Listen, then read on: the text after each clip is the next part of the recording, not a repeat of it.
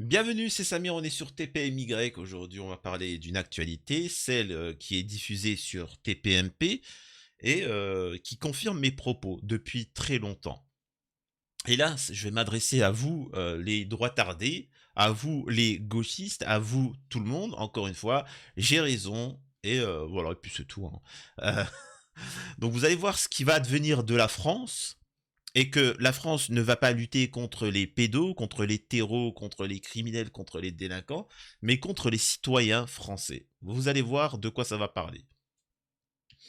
Mais avant ça, bien évidemment, je vous invite à vous abonner, de vérifier que vous êtes bel et bien abonné. Parfois, YouTube vous désabonne. De laisser un commentaire et peu importe le type de commentaire, mais laissez un commentaire et d'aimer, laisser un like pour le référencement de la vidéo. Rejoignez-moi sur mes réseaux sociaux. Je suis en live tous les soirs sur Twitch.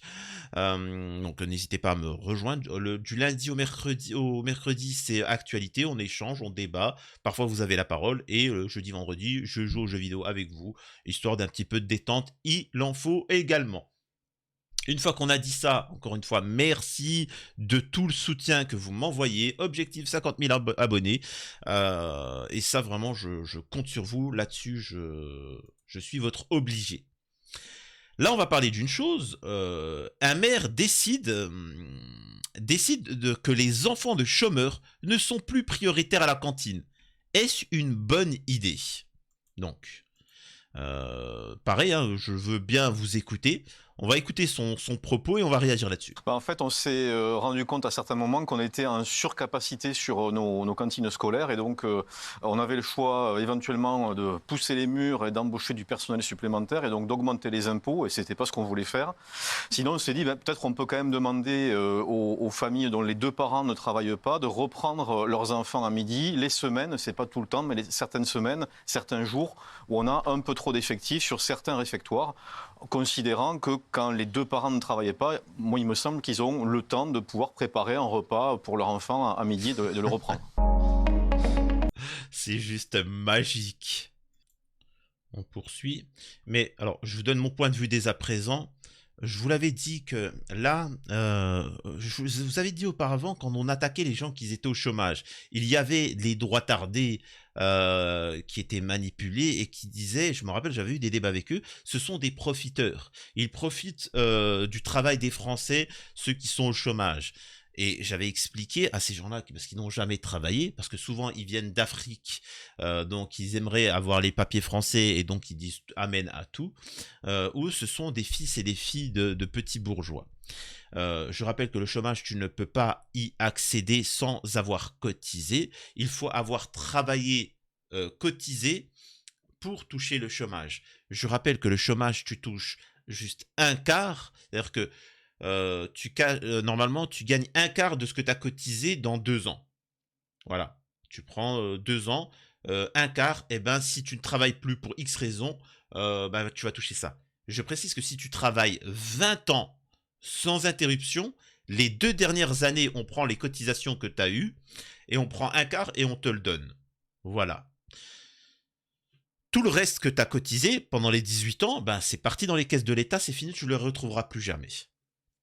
Et oui, donc non, ce ne sont pas des profiteurs des gens qui sont au chômage. Ceux qui ont le chômage, c'est que pendant quelques mois. C'est pas pendant 25 ans, c'est que pendant quelques mois, c'est pour se relancer.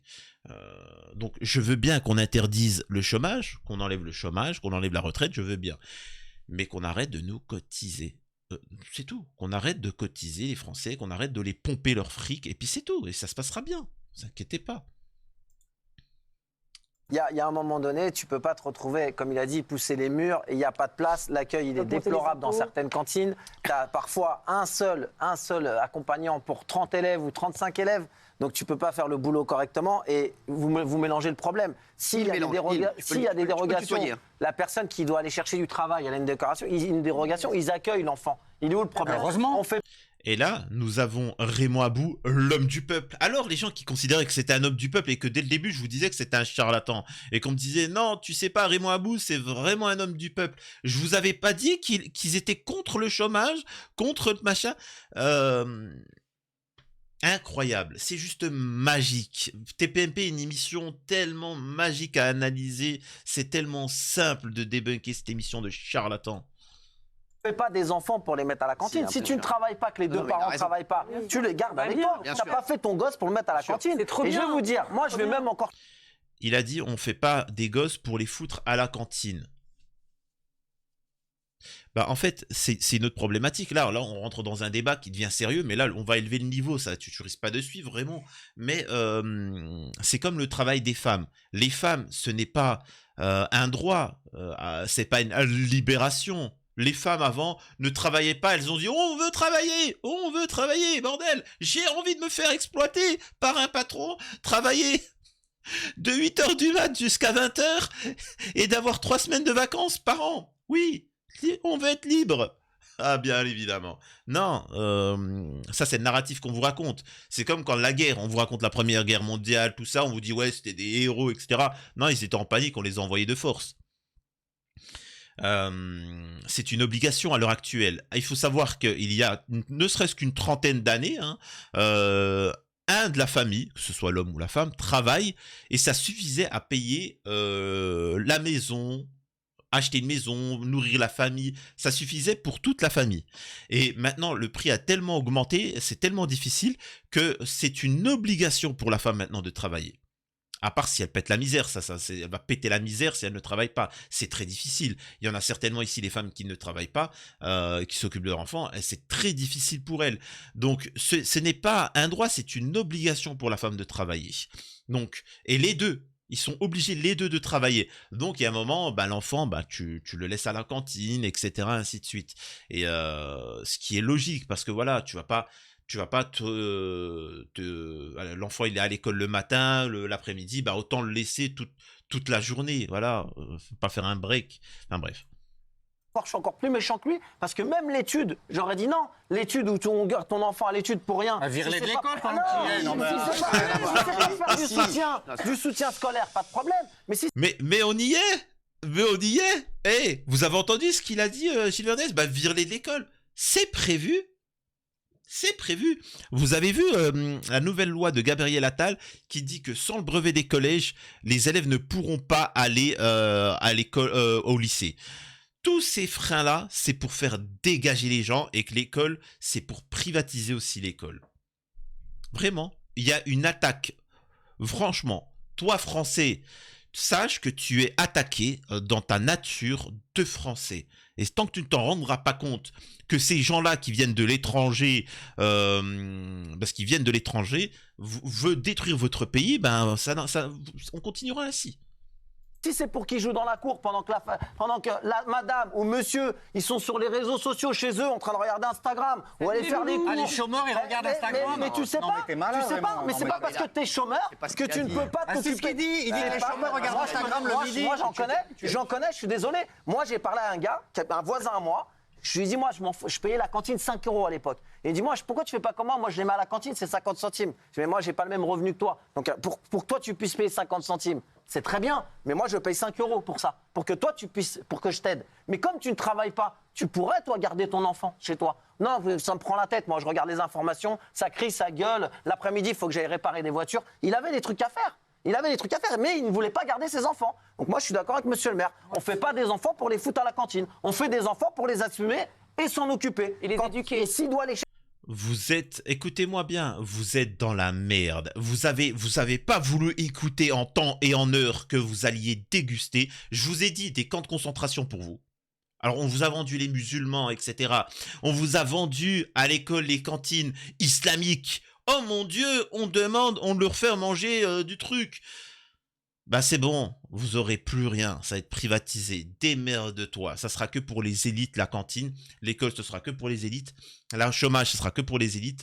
La retraite, ce sera que pour les élites et vous n'aurez rien du tout. Par contre, vous allez continuer à travailler, attention. Hein. Continuez à travailler, ça c'est sûr.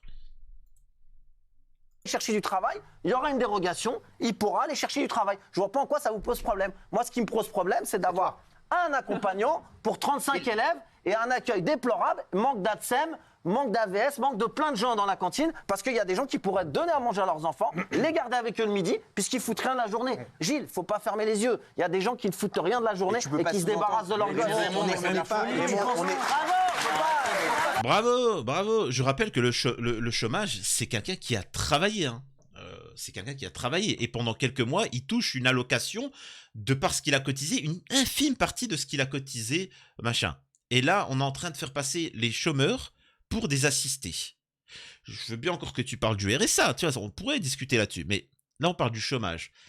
Pourquoi ils n'ont pas parlé du RSA, ils ont parlé du chômage. Non, retenez bien ça. Enfin, allez, je passe. On aurait pu prendre le problème d'un autre point de vue. Si tu es riche, si tu es quelqu'un de aisé, eh ben, tu n'as pas à foutre ton enfant à l'école. Tu peux la mettre dans l'école privée. Tu peux payer ton enfant une école privée. Tu as les moyens de payer une nourrice qui peut nourrir ton enfant. Eh ben, vas-y. Ne fous pas ton enfant à l'école, à la cantine. Ça, c'est bon pour les gens qui n'ont pas d'enfants, qui n'ont pas d'argent. Toi, paye une nourrice qui va le chercher, qui va le nourrir à la maison et qui... Tu vois, on peut reprendre cet autre point. Je vous en supplie, dites la vérité. Non mais il y a deux maires, il y a Michel Maire et il y a le maire. Et monsieur le maire. Vous avez augmenté les tarifs de 20%. Et vous avez dit vous-même que vous en aviez marre parce que vous aviez beaucoup d'impayés. Écartez les familles dont les parents sont au chômage. Pour vous, c'est une sécurité financière. Vous faites ça parce que ces pauvres gens n'ont pas les moyens de payer et vous les sanctionnez financièrement. Ça, c'est vrai, monsieur le maire. Oh non, vous pouvez pas dire... Non, monsieur le maire, les yeux dans les yeux, ne mentez pas. On accueille aujourd'hui encore des familles, Monsieur le maire, des enfants de chômeurs. On en accueille encore aujourd'hui. C'est dans les cas où on a un sureffectif, on leur demande certains jours, certaines semaines de les reprendre. Ensuite, sur les tarifs... Les affamés.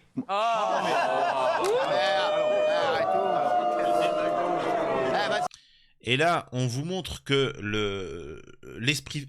Là, en fait, il faut que vous compreniez que la France, le français de souche, l'histoire française, le peuple français, les valeurs françaises sont représentées par Gilles Verdez. Parce que le peuple français est un peuple ni communiste, ni capitaliste. La France est un pays rare dans le monde qui a un mélange de capitalisme et de socialisme qui c'est rare, hein. On n'est pas full communiste, on n'est pas full libéral, et il y a un mélange. C'est-à-dire que on investit, on laisse l'entrepreneuriat, à l'époque je parle bien évidemment, et on a une protection sociale, de l'hôpital, etc. Et ça, c'est représenté exprès par Gilles Verdez pour dénigrer cette pensée-là. Donc voilà. Ensuite, sur les tarifs, moi je vais rappeler quelque chose, parce que là, c'est pas le cas qu'à Mazamet, c'est le cas sur l'ensemble des communes en France aujourd'hui. Quand vous avez le prix d'un ticket de restauration scolaire, en général, vous avez au minimum 60 à 70% du prix qui est payé par le contribuable. C'est-à-dire qu'à Mazamet, un repas, ça nous revient à 12 € entre les ingrédients, la cuisine, les gens qui font la cuisine, les gens qui la servent et puis le personnel qui encadre, 12 €. Et c'est facturé un peu plus de 4 € par repas aux familles.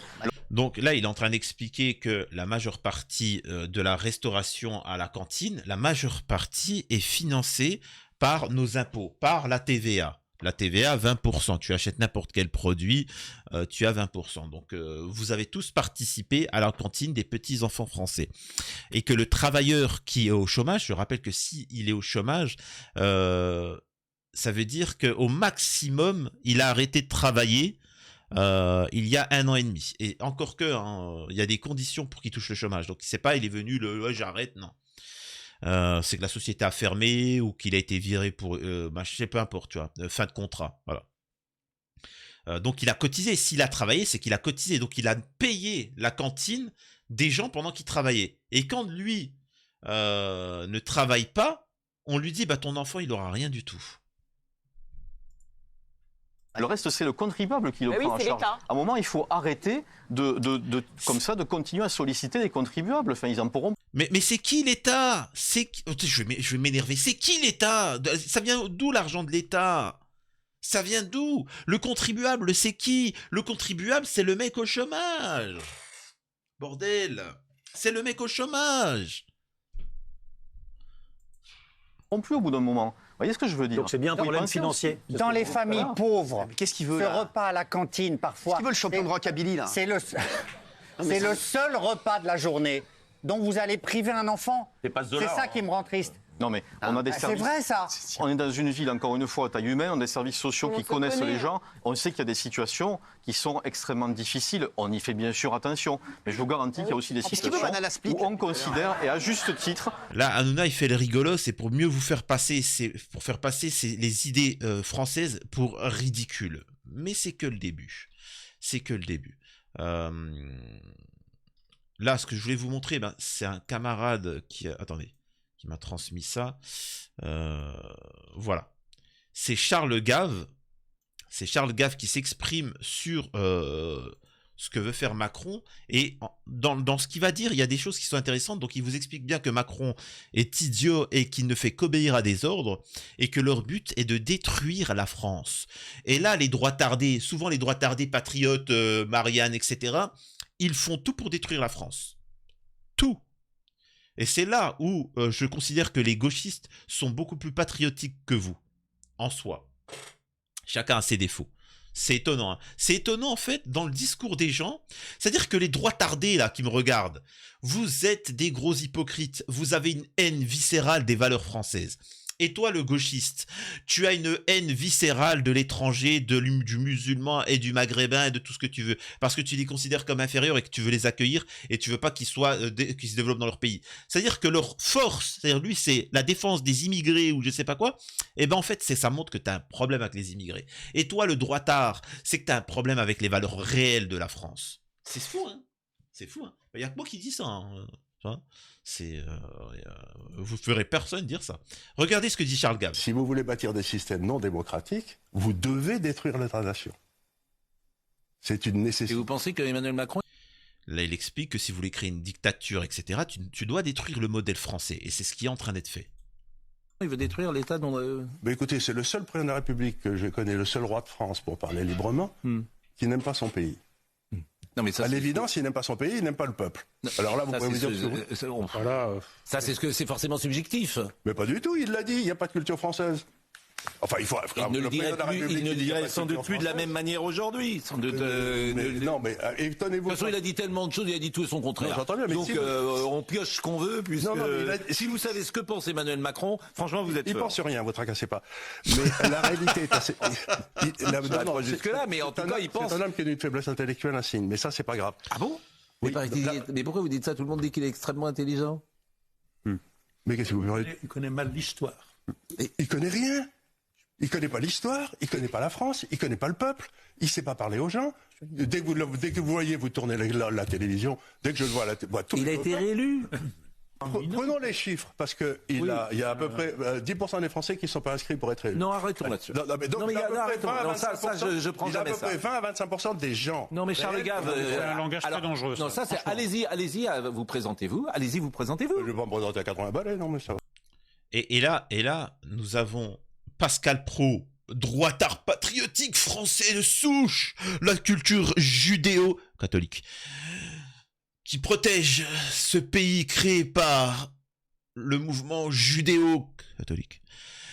Et donc voilà, on a Pascal Praud, le héros des droits tardés, qui défend Macron. Nous avons aussi l'ami de Zemmour, l'autre là, qui s'est tapé une mine, enfin qui part dans l'est là, pour prendre une mineure, son élève, je sais pas quoi. Bon, je me rappelle plus de son nom. Éric Nolot, je crois, qui défend Macron. Bizarre, non? Pour vous, les droits tardés. Je croyais que vous aimiez pas Macron. Quand vous allez comprendre qu'en fait tout ce système est lié. Voilà, et que les gens qui critiquent Macron sont juste là pour vous récupérer. Bon, Non, mais moi je trouve ça très dangereux de remettre Oui. en cause la légitimité. Oui, ça, d'un je président vais de la jamais République. sur ce Pardonnez-moi, terrain-là. et je trouve Non, qu'il y a ça ne remet non, mais il y a pas. des limites à cette analyse parce que vous remettez en cause un aspect fondamental de notre démocratie, qui est évidemment, c'est pas parfait comme démocratie, mais cette petite musique qui est portée d'ailleurs pas seulement par vous, que le président élu n'est pas légitime, on l'a entendu d'ailleurs à propos d'autres présidents, je trouve ça très délétère et ça peut être extrêmement dangereux. Extrêmement Mais dangereux. qu'est-ce qui est plus dangereux de garder ça, ce genre de personnes, ou l'état dans lequel il nous amène la France? Mais si c'est ça continue, la France va disparaître. Mais Vous avez Charles beau dire Gave, que c'est mais des le suffrage dangereux. universel Charles à part. Gave, C'est le but, hein. Sachez une chose, ils ont une haine viscérale de la France et ils veulent absolument la détruire. Ne vous trompez pas là-dessus. C'est très important de comprendre. Ensuite, sur TPMP, ils vont aborder le sujet, mais je ne vais pas trop aborder de l'uniforme. Je suis pour l'uniforme, mais ceci est fait uniquement pour créer des moutons en soi. C'est... Enfin bref. Et regardez ce qu'il en est là pour les droitards. Regardez-moi ce petit propos-là qui est intéressant. Hop, voilà. Actuellement, une centaine de policiers sont surveillés par la DGSI à cause de leur penchant vers l'ultra-droite. Bah écoutez, ça, il y a une enquête qui est en cours. Je travaille pas pour eux, je travaille pas pour ce média-là en tout cas. Mais comme je le dis souvent, la police est à l'image de sa société. Vous avez des gens qui ont peut-être certaines idées et qui font partie de réseaux ultra-droite comme ultra-gauche ou autres. Mais pour nous, si c'est le cas, je dis bien si c'est le cas, ils sont poursuivis administrativement. Toutes les semaines, nous, organisations syndicales, on siège à des conseils de discipline. Et en général, les gens qui communiquent... En résumé, ce qu'il faut comprendre, c'est que la France, là, actuellement, le système va chasser tous les droitards, tous les gauchistes de toutes les fonctions publiques. Et voilà, c'est aussi simple que ça. Encore une fois, quand je vous disais, s'il vous plaît, arrêtez avec vos Mélenchon, vos Zemmour, vos Le Pen, vous êtes dans le même bateau, vous êtes français. Et ne vous faites pas la guerre parce que ça va se retourner contre vous. Tout simplement. Aussi simple que ça. Et que tout ce qui est médiatique va juste vous servir la soupe pour mieux vous endoctriner. Point barre. Bref, je ne vais pas continuer plus longtemps parce que j'ai un live là qui va démarrer et donc je continue, mais vous avez compris en substance ce que je voulais vous dire, c'est que la France est en danger. Dites-moi ce que vous en pensez par rapport aux sujets qui ont été abordés. Alors, j'ai passé vite fait concernant l'uniforme, mais dites-moi votre avis et échangez en commentaire sans violence, s'il vous plaît. À la prochaine, c'était Samir TPMY.